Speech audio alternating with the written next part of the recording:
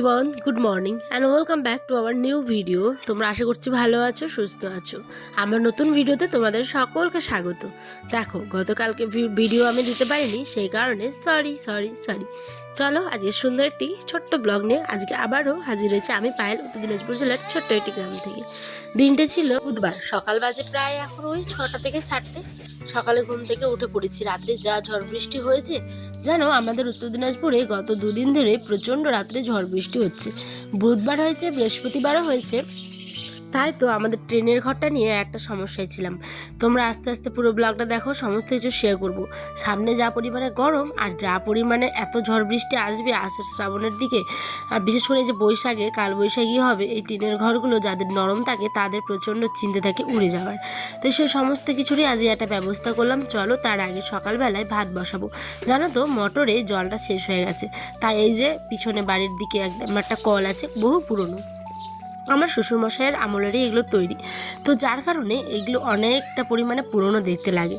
তার মধ্যে দেখো ওয়েদারটা, কত পাতা ঝরেছে, কত গাছের মুকুলগুলো ঝরে পড়ে গেছে। এই সিজনটাতে কিন্তু মুকুল অবশ্যই ঝরবে, আর যেগুলো ঝরে পড়ে যায় সেগুলোতে বেকার হয়ে গেল, আর যেগুলো থেকে যায় সেগুলো হচ্ছে আম। তো এই যে দেখো, আইসানি ভাতটা কিন্তু বসিয়ে দিলাম। তারপরে ডাক পড়ে বরমশাই, আর ওই যে একটা দাদাভাই এসছে, আর এই যে দাদাভাই মানে ওটা হচ্ছে ছেলে, ঠিক আছে।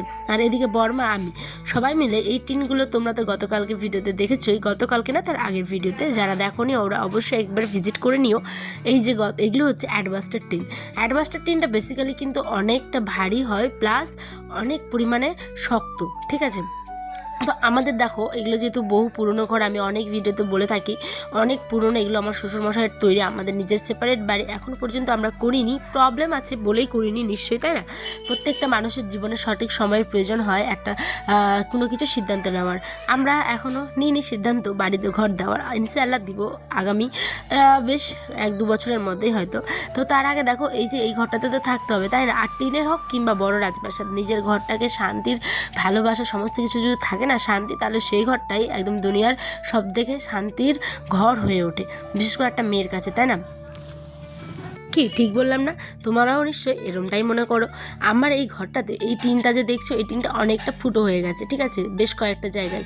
আর এখন সকালে কিন্তু বললামই যে একটু আগে 6টা, এখন বেলা কিন্তু প্রায় 8:30টার মতো হয়ে গেল। দেখতে দেখতে অনেক কিছু তো আর শেয়ার করা যায় না। তো দেখো, আয়ানও কিন্তু ওই যে দেখলে ঘুম থেকে উঠে পড়েছে, আর এরা দুজনে উঠে ওই টিনটার উপরেই আবার বাঁশ দিচ্ছে, বাঁশ দিয়ে অ্যাডভাস্টার টিনটাকে দিয়ে দিচ্ছে। একটুখানি ফাঁকা স্পেস হবে, তাহলে কি হবে বলো তো, উপরে যখন হিট হবে, এত পরিমাণে গরম হবে যখন প্রচণ্ড, তখন অ্যাডভাস্টার টিনটা গরম হবে, আর স্পেস থাকছে মাঝখানে, যে বাঁশগুলো দিচ্ছে দেখছো, স্পেস থাকছে মিডিলে, তারপরে থাকছে এই টিনটা। ওকে, তাহলে কি হচ্ছে, মিডিলটাতে হাওয়া থাকছে, ওই হাওয়াটাই পরে ঠান্ডা রাখবে এই নিচের টিনটাকে। সেই কারণেই আমাদের এই বুদ্ধিটা করে কিন্তু দেওয়া হলো। যেহেতু এখনও 1-2 বছর যদি ঘর দিতে আমাদের দেরি হয়, তাহলে অসুবিধা, এত গরমে কিন্তু থাকা অসম্ভব হয়ে ওঠে এই টিনের ঘরগুলোতে, ঠিক আছে। তারপরে গেছিলাম রেশন আনতে, বুঝতেই পারলে ব্যাপারগুলো। তারপরে কারো যদি কোনো প্রশ্ন থাকে অবশ্যই আমাকে কমেন্টে জানাবে, তোমরা যারা টিনের ঘরে থাকো বা কোনো সমস্যা, তো আমাকে বলতে পারো। আমি অনেক রকম এক্সপেরিমেন্ট করেছি এই টিনের ঘরের থেকে, ঠিক আছে। তো যাই হোক, একটু মজা করলাম। তো এখানে তোমার দাদাভাইকে দিয়ে দেখো শাকগুলো ছুটিয়ে নিচ্ছি। এই যে এগুলো হচ্ছে ডাঁটা শাক, ওই মানে কোনোদিনও কিন্তু করে না, আজকে আছে যেহেতু বাড়িতে, তাই ভাবলাম চলো করা যাক। আর এইদিকে কিন্তু আমি বেগুনের ভাজা, সয়াবিন আলু ডিমের একটা তরকারি করব, তার জন্য সমস্ত টমেটো ফমেটো জোগাড় করে নিয়েছি। এদিকে একটা পাঁপড়ও ভেজে নিলাম। আর এই দিকে দেখো, আমার ছোট্ট আয়ান কিন্তু খাওয়া দাওয়া করছে। ওই পাঁপড় ভাজা দেখলেই এত অস্থির হয়ে পড়ে যে কি বলবো।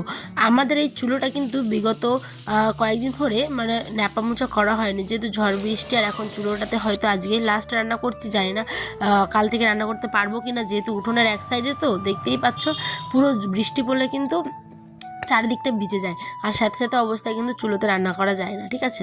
তো এটা যেহেতু বুধবারের ব্লগ, তো দেখো এখানে যে কষ্ট করে আজকে রান্নাটা করে নিচ্ছে। আর এই যে ঘর থেকে দেখেছিলে আগের ব্লগে, যে ঘর থেকে পুরো খড়গুলো ফেলেছিল, ওই খড়গুলোই কিন্তু রোদ্রে শুকিয়ে আবার রান্না করছি।